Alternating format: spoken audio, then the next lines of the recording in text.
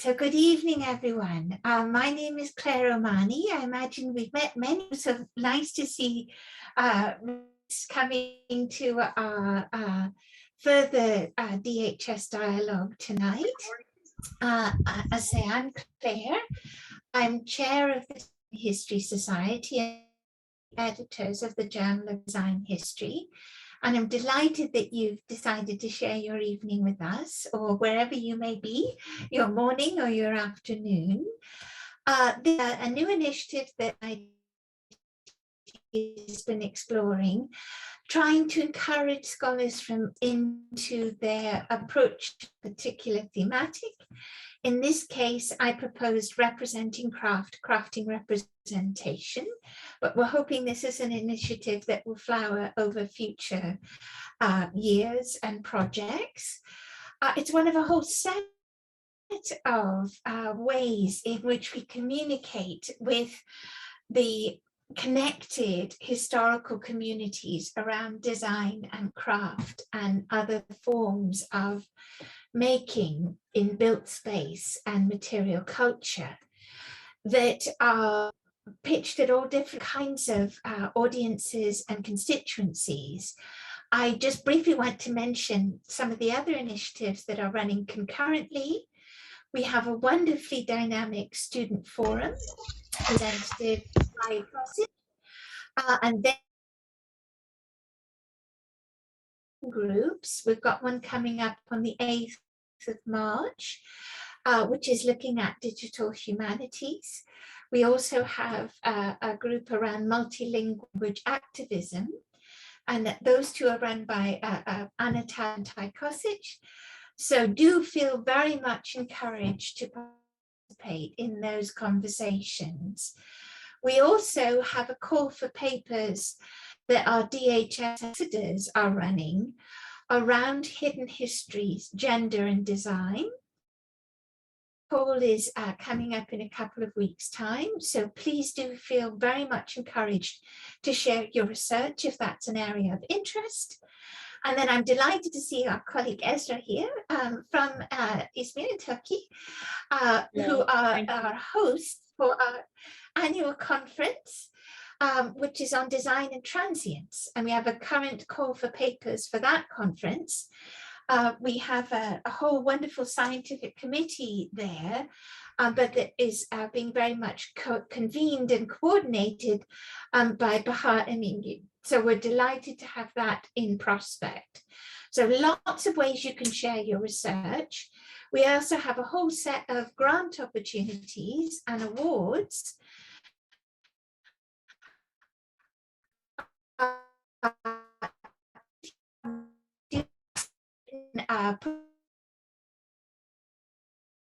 Consider proposing them, nominating them for that prize. Any student anywhere in the world can do it level. We also have a design writing prize, which is open to writers at any career stage, whether that's at a research stage, as an independent scholar, a writer of any kind. So we very much encourage you to look into those. And my wonderfully helpful colleague, Jenna Alsop, has a link tree into the chat where you can get connections to all of those calls for papers and grant opportunities. So we really hope to hear from all of you at future events. But tonight we've got 4 papers rather than 3. So we've got an embarrassment of riches because we had a really exciting cluster of proposals around the relationship between craft and institutional structures. So I will keep my introductions very brief to each of our colleagues to make sure we have the maximum amount of time for the dialogue part of these undertakings. But I'm thrilled to start by introducing our colleague Vinod Bhatia, who is joining us from the National Institute of Fashion Technology at Pankula.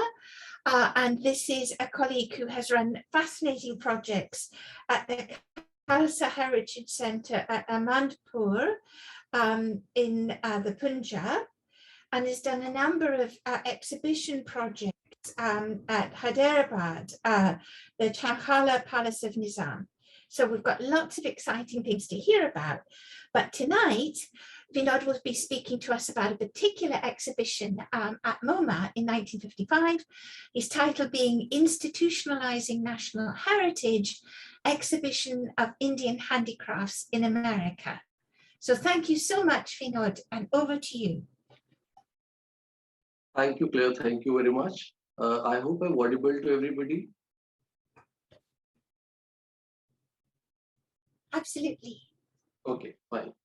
So just to begin, this is a kind of a latest research which I'm doing into, and it's a kind of a project which I would like to combine it in form of a paper in the coming few weeks. So the basic context of this presentation is, I would like to start with is a very recent news feature which is from August 2020 in a leading newspaper in India, which is Hindu.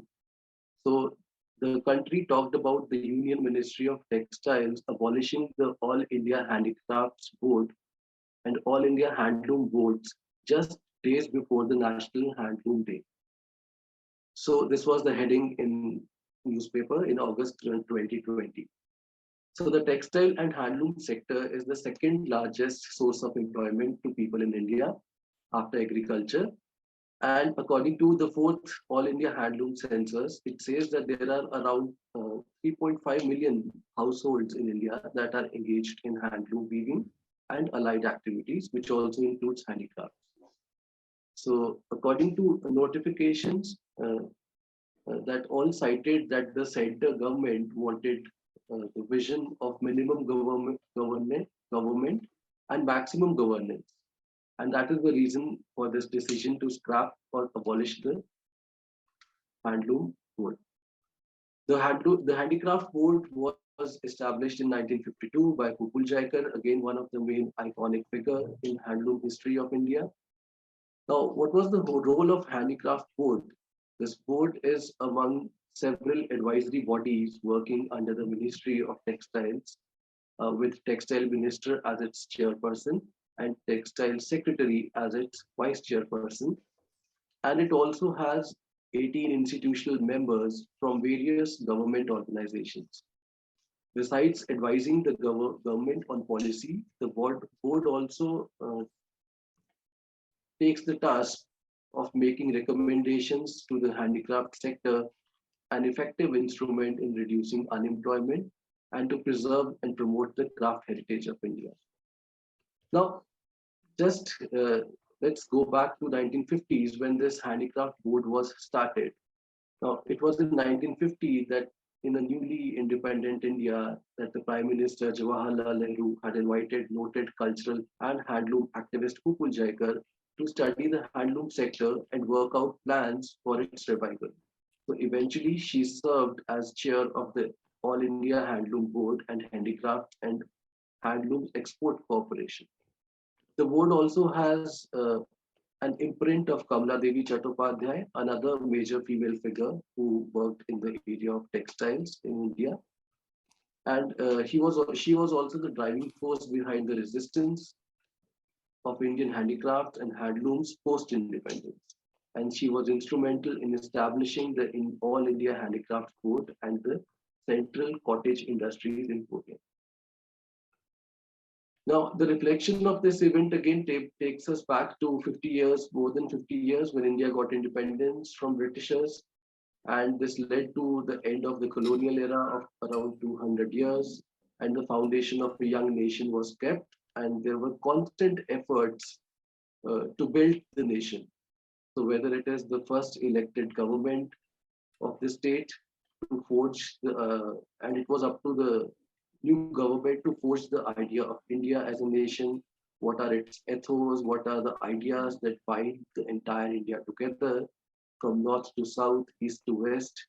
So this was the decade, particularly the 1950s was the decade of framing the constitution, first general elections, charting the map for future policies, development of infrastructures, planning of institution building, and of course, also international relationships, and constructing a sense of belongingness and identity amongst Indians.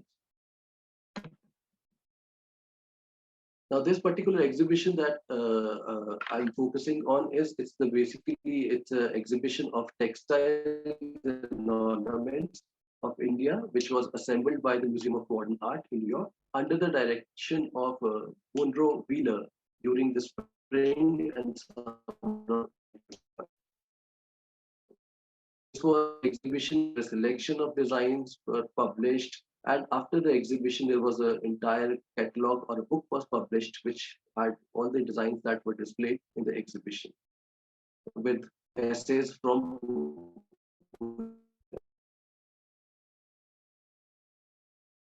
So this event, in a way, basically presents a kind of a cultural spectacle, devised and installation by Alexander Gillard. So Alexander Gillard was the one who gave the physical form of the exhibition, and it was centered around the idea of imaginary bazaar, which is the Indian marketplace. So which is again another kind of an analogy that was which predominantly romanticized the so-called village setting of the ethnographic concern during the colonial period. So something that was earlier visible during the Great Exhibition of 1851, or the novelties display of Indian arts and craft as mentioned in Saloni Mathu's Design by India. So this concept of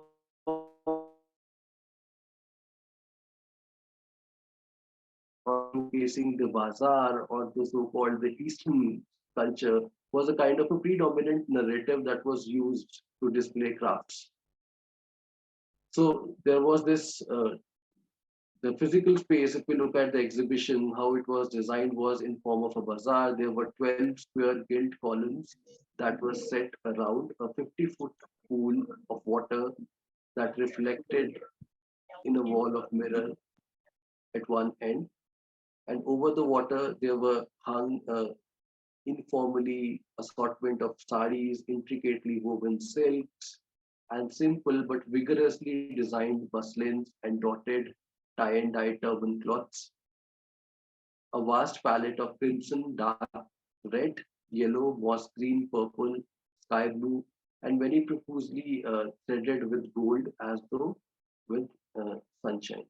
So that's a typical kind of a depiction of craft, which was a kind of a space which was created in MoMA at that point of time.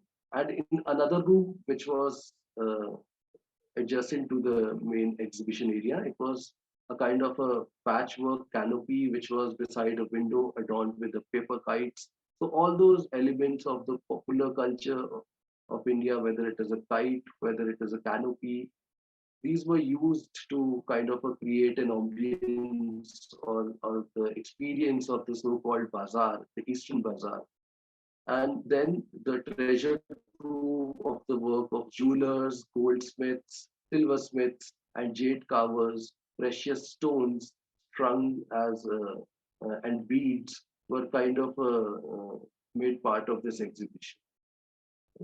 Now, another thing is that the exhibition was not only a kind of a display of the artifacts, which is the textiles and the ornaments, but it also had a kind of a another periphery activities like because the exhibition received a lot of enthusiasm from the American public, and because of which the junior council had to present in auditorium of MoMA a series of 6 evening performances, and it was called the Living Arts of India, which consisted the first appearance in America of Indian musicians, the classical Indian musicians like Ali Akbar Khan, who plays sarod, Chaturlal, who plays tabla, and classical dancer Shanta Rao.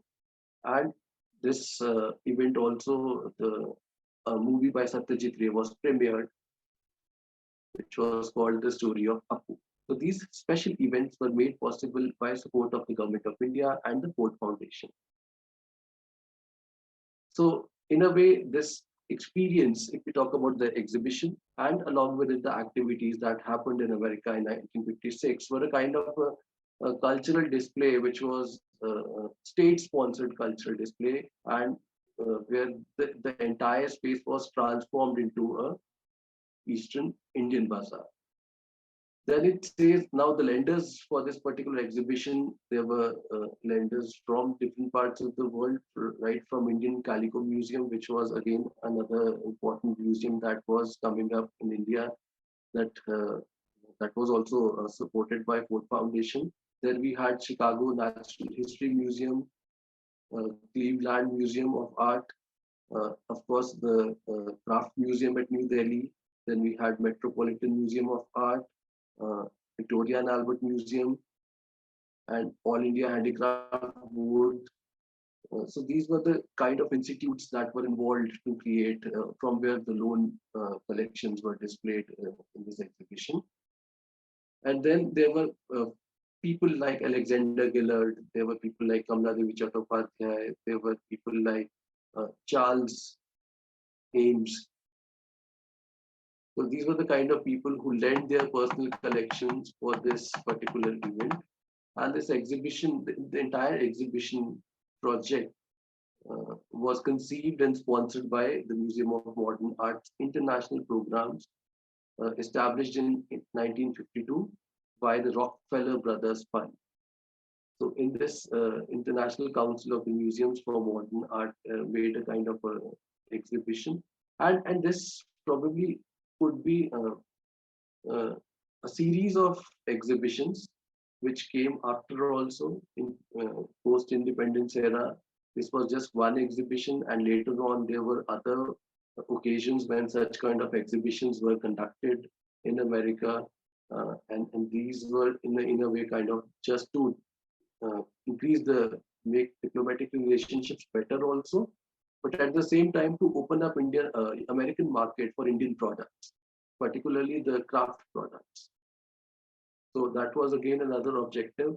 And since Industrial Revolution had a lot of impact on Indian products also, Indian crafts also, so there was this narrative of preserving the heritage, preserving the so-called handmade, when the industry were kind of deteriorating the quality of craft across the world.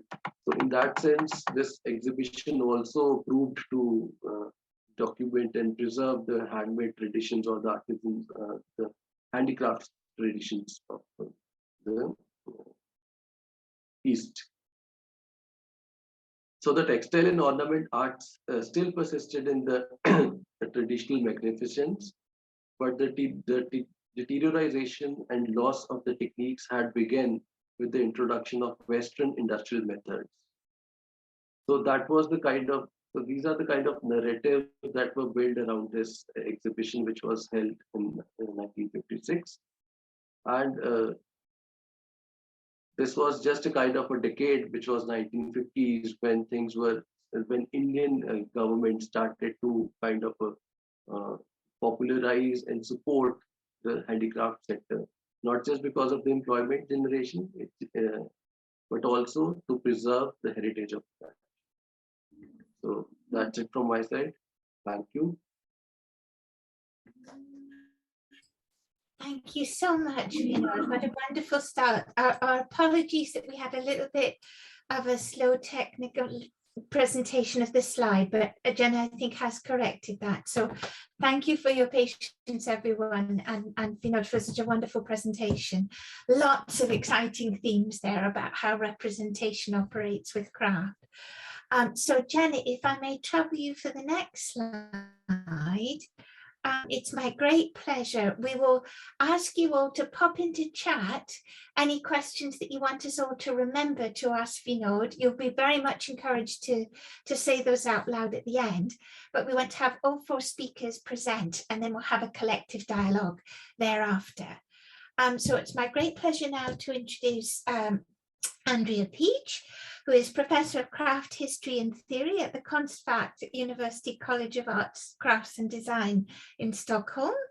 And we're delighted to have her speak to us today about another relationship between printed text and exhibition environment.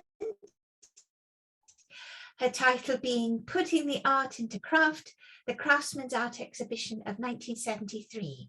So if we might have her slide, Jenna. Thank you so much, Andrea, for sharing your research. Thank you. Okay.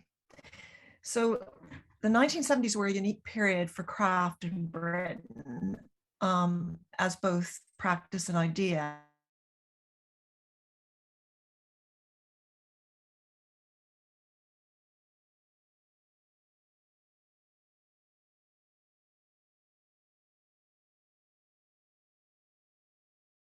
Craftspeople and crafts businesses.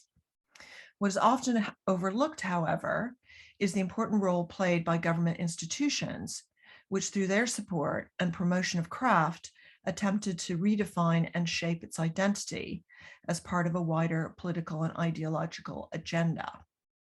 So my paper will focus on the creation of the Crafts Advisory Committee, the CAC, in 1971, and its flagship exhibition, The Craftsman's Art, held at the Victoria and Albert Museum in London in 1973.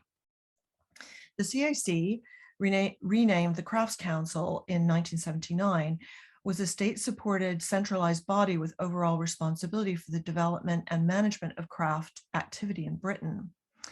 As an organization today, the Crafts Council continues to play a key role in how the crafts in Britain are supported and defined. The importance of the CAC with respect to this paper is that from its inception, it chose to align itself with fine art by focusing its attentions specifically on high-end studio craft rather than vernacular, traditional, or amateur crafts. This ideological stance was boldly manifested in the title The Craftsman's Art exhibition at the V&A, which was timed to coincide with the launch of the bi-monthly magazine Crafts, which is still in circulation. And you'll see in my slide the cover of the first edition of Crafts here. In comparison to the fine arts, crafts at this time had been virtually neglected by central government. The formation of the CAC would dramatically reverse this position. Crucially, the CAC did not receive funding from the Board of Trade, as with previous crafts organizations, but from the arts branch of the Department of Education, freeing it from any obligations to industry. The CAC's remit was to establish a position of greater prominence for the crafts nationally and to specifically champion the artist craftsman.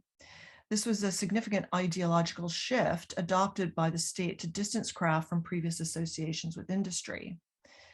The CAC borrowed from and aligned itself with the institutional recognition and power of fine art in a bid to achieve greater prominence.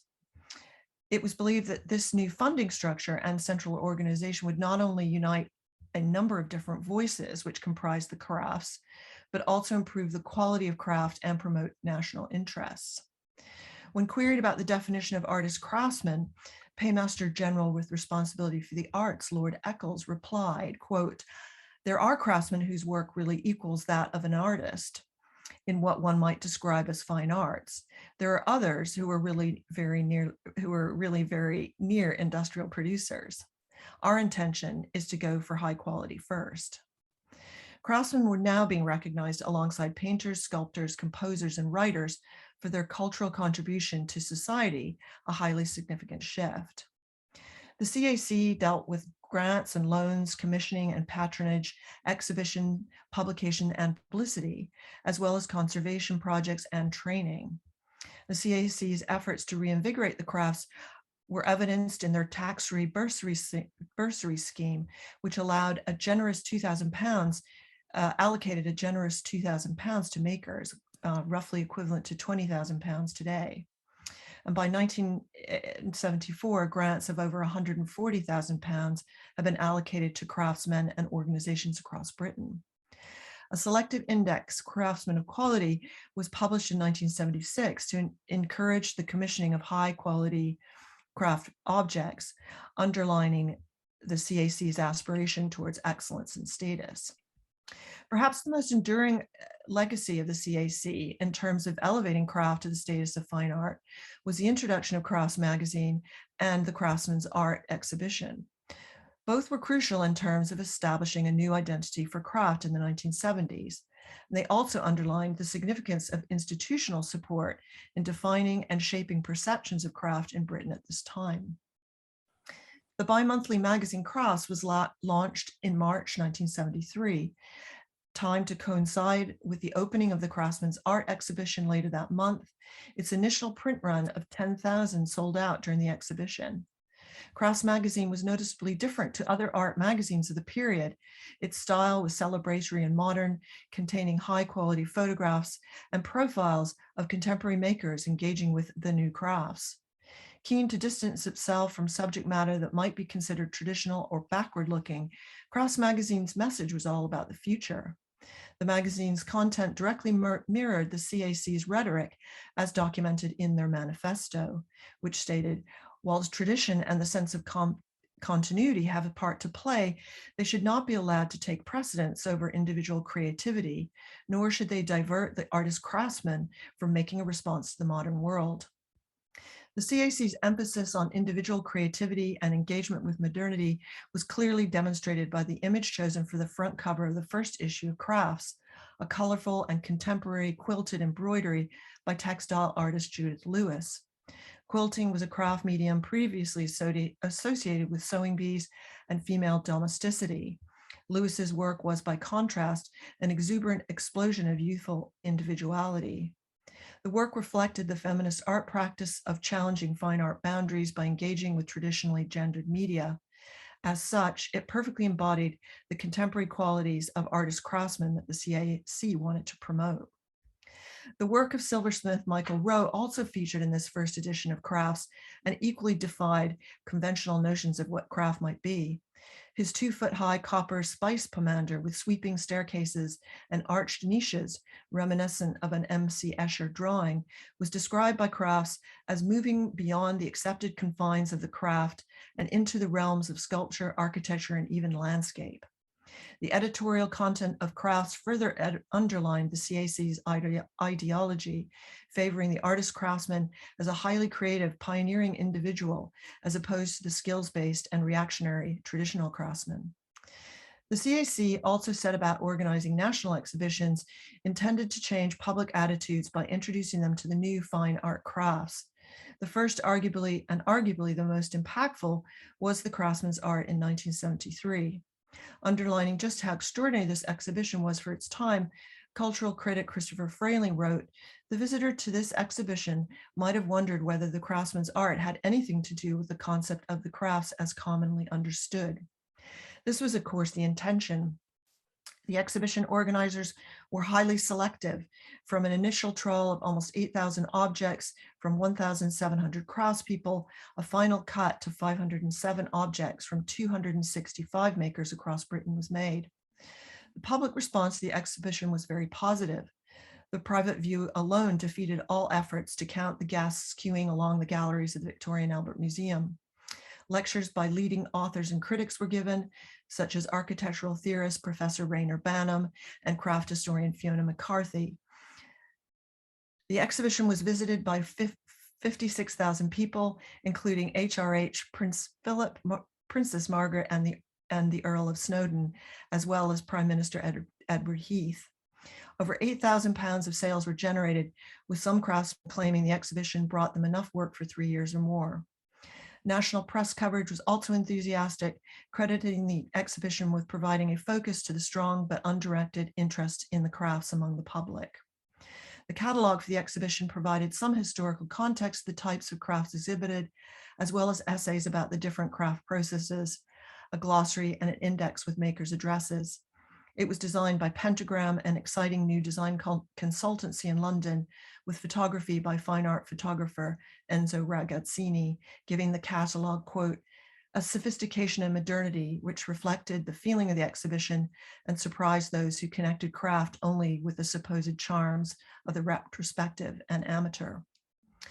So in this short paper, it's been demonstrated that as a government institution, the CAC, played a crucial role in shaping the identity of craft in the 70s by choosing to align it with fine art and focusing its attention on high-end studio craft rather than vernacular, traditional, or amateur crafts. And this was evident from the naming of its first exhibition, The Craftsman's Art.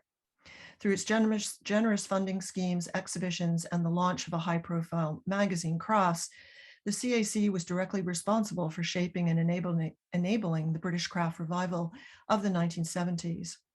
In terms of elevating the status of craft, legitimizing it in professional spheres, and introducing new ways of making, theorizing, and exhibiting craft, the legacy of the CAC, the Craftsman's Art exhibition, and the establishment of Crafts magazine can therefore not be underestimated. Thank you. Oh, thank you so much, Andrea. Such a fascinating set of material. And I think some wonderful synergies there around sort of government agency versus other kinds of cultural mediators. So already a lovely dialogue in play. Many thanks, and apologies, we seem to have a few connectivity issues still, but hopefully we're persevering and progressing. So many thanks, Andrea. If I may trouble you, Jenna, for our next slide, it's a great pleasure to introduce our third speaker, who's joining us from a Norwegian architectural studio. This is Erika Brandel, a Montreal-born architect, but she currently works and has her practice based in the Norwegian 3RW architecture studio. I understand she's fresh from a master's in philosophy as well, so we'll have a wonderful synergy here between practice and abstract thought. But she's joining us tonight to speak through a particular project, Material Mastery of the Far North, Reimagining Norwegian Carpentry and the Multiform Histories of Crafting at Fridalhuvet. I don't know that I'll say that properly. You'll say it for us much better, I'm sure, Erika. So many thanks. And if we might have Erika's slide, Jenna, that would be. Can you hear me okay? Yeah, okay, great. Yes, thanks, Claire. Yes, I'm Erika, and I'm speaking to you from the city of Bergen on the west coast of Norway. And tonight I'll speak to you about this project that is up on the screen. From my office, 3RW Architectar. It's an office that focuses broadly on architecture, landscape, planning and design, but then more specifically on the architecture traditions and principle of Vestland. And that's the Norwegian name of Western Norway. And Vestland is the region where a lot of the offices projects are built. And the project that Claire tried to pronounce, it's Fridalhuvet. That was pretty close. It's named after the mountainous valley where it's located at the end of the fjord that's called Gereindar. And that's also on the west coast of Norway, but a little bit inland. And it's found on a steep mountainside, as you can see. Fridalhuvet is a part of a large rest stop area by the road, and it was built in 2006, quite a long time ago already, as part of the Norwegian Touristic Roads National Initiative. The project is composed of a parking lot, a lookout point, a network of little paths, and then 3 small pavilions placed on a concrete terrace. And this is what I want to speak more about. These pavilions, they are equipped with information stands and toilet facilities for drivers and tourists who have parked for a break and a view. The specificity of the pavilions is that they're made of centuries-old timber logs and modules. And these logs were collected from a local site nearby and refurbished by craftsmen and craftswomen. The key leader of the woodworks actually was not an architect from our office. He was a boat builder called Øystein Skjerpeseth. He learned his craft, woodcraft, through boat building, and he's the one who oversaw the complex enterprise of taking the old wood buildings apart, taking away the rotten pieces from the logs and adapting the logs to fit the contemporary glass foundation that are also shown in the photograph. And to finally get, after 2 years of construction, the tectonics and aesthetics that you can see on the photograph. So of course, in the context of a seminar on craft and representation, the carpentry of Flidajuvet, that's the interesting focus. As you might imagine, wood is a key building material in the country. Architectural representations of Norway have always been tied to craft traditions, localisms. People have always associated natural materials and the built form when they are thinking of Norwegian construction. And our intention as architects was to really pay homage to these old wood construction traditions and in a way keep them from being forgotten. And it's interesting to note that at the time there was no widespread culture of reuse and material recycling that we so often encounter today. So in a way, the initiative to collaborate with local craftsmen and women and to reuse the old timber logs from the nearby farm hamlet, this was quite unique and made the experience of visitor quite unique also. Yeah, so craftsmanship is really at the core of the architectural expression of Flidajuvet. And what I want to briefly argue with you is that because of its geographical location and tectonic composition, this case studies tells what we've called a multiform story, where these traditions of wood craftsmanship are reimagined and, as you read in the title of the slide, re-imaged in a way. So both reimagined and re-imaged. What does it mean? Well, I've identified two specific ways in which the project does so. First, as I've mentioned, the Garanger Valley, where the project is located, is really known for its specific carpentry tradition. And this is a tradition that is a fundamental aspect of the architectural identity of the region. To give you an example, if you were to visit a traditional house outland by the coast, the techniques for wood assembly, they would be quite different than the ones that we see here, because the logs have to withstand on the coast heavier rains and winds and different seasonal conditions. So here the timber building technique used at Flidajuvet is not separable from its geographical context. And so it has a true heritage value as an architecture tradition. And as an homage to this valuable tradition, the architects at our office have chosen to use a lot of hand drawings. And that's what you see, I guess, on the right side of the slide on the screen, a lot of hand drawings and simplified assemblage sketches to document the realization of the pavilions. This is our first example of reimagining or re-imaging the craft. These drawings and assembly sketches, they are sorts of pedagogical exercise and non-expert representation. They're meant to be very intuitive and open and for everyone to read, a little bit away from the kind of pristine technical drawing of the expert architect.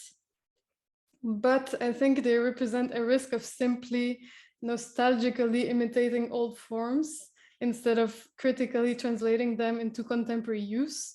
And the way that TRW, the office, has found to avoid this risk is, as I mentioned before, to place these traditional logs on a glass base. And that's indicated a little bit in the sketch, but you have to zoom in to see it. But anyways, on the photo, you can see that placing wood on glass instead of stone, that was unthinkable in past times. But here it's an obvious telling clue that the local craft histories have been reimagined and updated to present times. In other words, this translation of the fundamentals of the building into a light, translucent glass mass prevents a full continuity with these craft histories. And so the final tectonic expressions create an ensemble of crafted character, which I think beautifully oscillates between disruption and nostalgia. And very quickly, the second example of this multiform story that is told through the Flidajuvet pavilions, it also relates to its location, but this time the focus is placed on the way it's presented to its various visitors. As I said, the build site is located on the west coast of Norway, which already, it's a country that is a little bit more difficult of access than, let's say, its continental Danish neighbor. So it's in Norway, it is inland, it is on a steep mountainside. So this partly limits its exposure to a large architectural public physically. So it is the case that many visitors of the site are not actual physical users of the facility, but various professionals of the built environment who learn about its design and timber assembly through prints and digital publications. So magazines, web pages, journal entries, online photo reportage, and our own office website, both in Scandinavian and English media. And it's really used as a reference by international architects and landscape architects who tend to look up to Norway as a mecca of woodcraft and wood architecture. And we debated at 3RW at the office about the best way to express and communicate the project's detailed construction methods to these people. The question being, how can sturdy shape joints and rough timber surfaces be resuscitated through the flat surface of the page or the screen? And what we decided to do as an answer to this question is, in addition to photo documenting the beautiful finished buildings, is to include a lot of photos of the building process in these media, both of the dismounting of the old log structures and their assembly back on the Fjordarjuvet site 2 years later. And funnily enough, some of the photos show mistakes that were made during the works. For example, if you were to browse on our webpage, you could see that the old farmhouses, they were taken apart during wintertime, which made the operation unnecessarily difficult, given harsh work conditions in the cold and the wetness of the wood. And the assembly photos, on the contrary, they show spring and summery scenes. So we uploaded a lot of close-up photos as well, in a way that give a feel of the project details. And sharing this extensive documentation was really important to us as architects, as the project centers around a form of craft that is really linked to matter, to material, giving its specific wood and glass tectonics, as well as to humans, given how it is informed by the knowledge of local inhabitants, as well as the experience of the surrounding landscape and its material identity. So in that sense, Fjordarjuvet's representation and distribution into the world, well, it raises interrogations. It raises interrogations about the value or the validity of paper experiences of architecture, and of course of digital experiences of architecture. But for us, ultimately, we believe that to reimagine, to re-image the pavilions as sightless images did allow for an important equivalent understanding of the craft at play in their making. So here it's not an equal understanding, but an equivalent understanding of the craft with its own world building, and so with its own architectural value and pedagogical value and overall cultural significance. Yeah, that's what I have. Yeah, I'm looking forward to discussing it with you. Thank you. Wonderful. Thank you, Erica. That's tremendous. And a wonderful set of synergies there around material, performative spaces. So many, many thanks for your presentation. Everyone, get those questions going in your head. You're very welcome to pop them in the chat or prepare them to share. Jen, if we might go on to our last presenter's introductory slide, it is our colleague Anna Helgeson, who is joining us. We have a wonderful mix of localities. This is our colleague joining us from America instead, an artist, writer, curator who teaches at the Warren Wilson College in the sort of North Middle West of the US. And she's very much participating in that practice-based as well as pedagogic environment. And I invite you to have a look at her website on Craft Conscious, which is very much going to be touched upon as well. But today she's speaking to us about a particular stereoscopic photograph, 373, Bagawa woman in the Philippine village. So many thanks, Anna, and over to you. Great, thank you so much, Claire. So the slide that you're looking at here features a double image of 3 women dressed in pink and purple outfits, absorbed in the act of hand stitching a long swath of fabric. This is a photographic stereoscope card, which is a long rectangular card with 2 photographs placed side by side that when viewed through a stereoscope device appears three-dimensional. This was the virtual reality of the day and a very popular form of early 20th century souvenir. You can see maybe that the card is labeled 373 Bagabus women in the Philippine village. These women are not, however, in a Philippine village. They are on display as part of a living exhibit built for the St. Louis World's Fair in 1904. By this time, living exhibits had become a common feature of World's Fair expositions.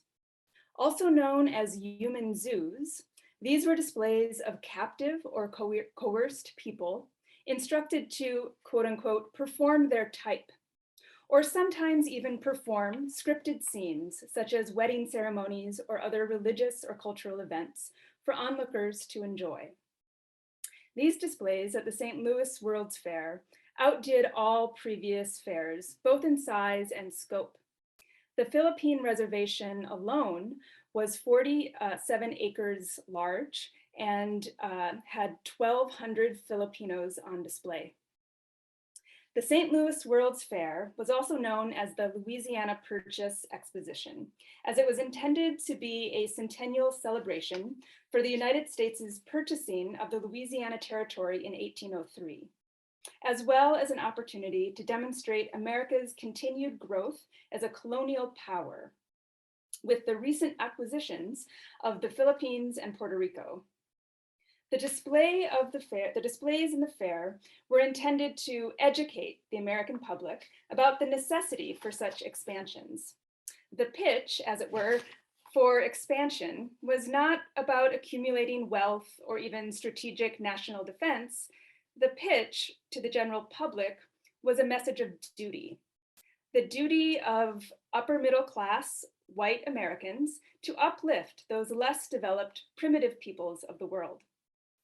The foundation of this sort of thinking was well supported by the newly emerging scientific and pseudoscientific fields of anthropology, ethnography, and eugenics.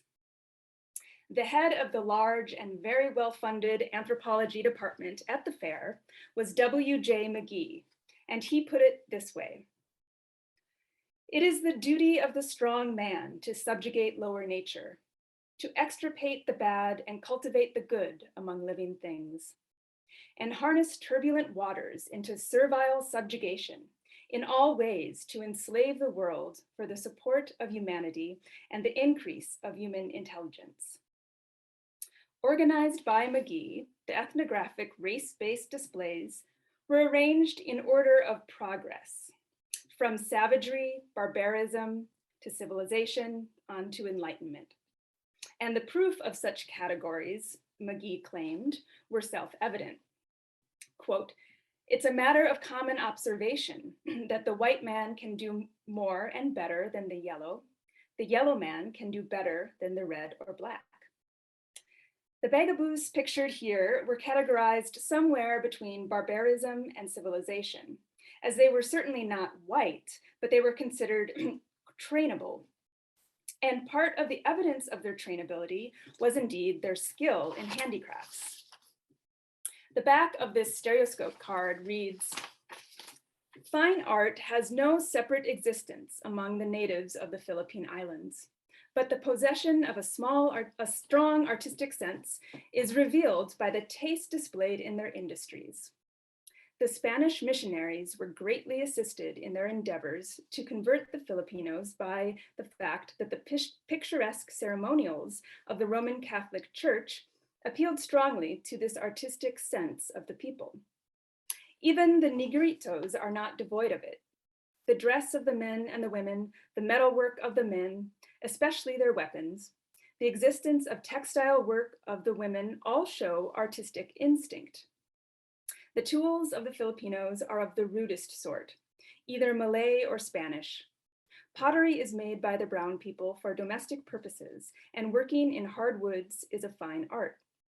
They split the bamboo and rattan into delicate filaments for hats and screens, make thread, twine, rope of hemp, ornament their clothing and furniture with delicate grasses, and weave cloth from the fiber of the pineapple. So while the author is clearly remarking on the skill of the craftspeople in the Philippines, he is careful to label their skill as instinctual, an artistic sense, so not learned, and to situate their production as part of their industries, not culture. Coded language to reaffirm that the craftspeople are closer to animals than to civilized European, Euro-American people, as he makes a point to also reassure the civilized world that these craftspeople are being tamed with Christianity, remarking on how useful their artistic sense is to the missionaries, how useful the colonized are to the colonizers. He then assures the reader that the tools they are using are not sophisticated, but of the rudest sort. Glenn Adamson in The Invention of Craft notes the same sentiment present in the writings about Indian craftspeople at the Great Exhibition in 1851 in London. Quote, "The formula was to praise the skill of craftsmen, at the same time denying it had any mental basis at all. At best, it could be ascribed to unconscious impulse, a multitudinous variety of ornamental conceptions, the bringing forth of which is a spontaneous effort." The hand skills required to create crafts at such refined level also more closely aligns handicrafts with manual labor, which in the Victorian imagination implies lesser intelligence. The relationship to embodiment also situates the consciousness of the artisan in distinct contrast from the mainstream norms of late Victorian era, which mandate a strict detachment from the body and a suppression of all embodied needs and desires. As Howard Rosati states in A Theory of Craft, because craft objects are by their very nature intended to be physiologically functional, they are objects made for the body and bodily action. Therefore, they must accommodate the body and be somatically oriented. Objects such as these must be somatically oriented in the way they materialize the space in and around the body, the space between the arm and the hip, around the seated body, etc. In this way, they must retain in their form what is essentially a negative imprint of the human body. How scandalous and taboo this display of embodied consciousness must have also been to the middle and upper class white Americans at the fair. The fact that this object is also a photographic souvenir of craft in action is also significant. Photographic stereoscopes at the time were fashionable and considered extremely modern. The juxtaposition of what the photograph was depicting, a culture stuck in time, in a medium that represented modernity and progress, gives this object additional colonial charge. It serves to reify the distance between white middle-class Americans capable of purchasing such a souvenir and the photographed other. Thank you.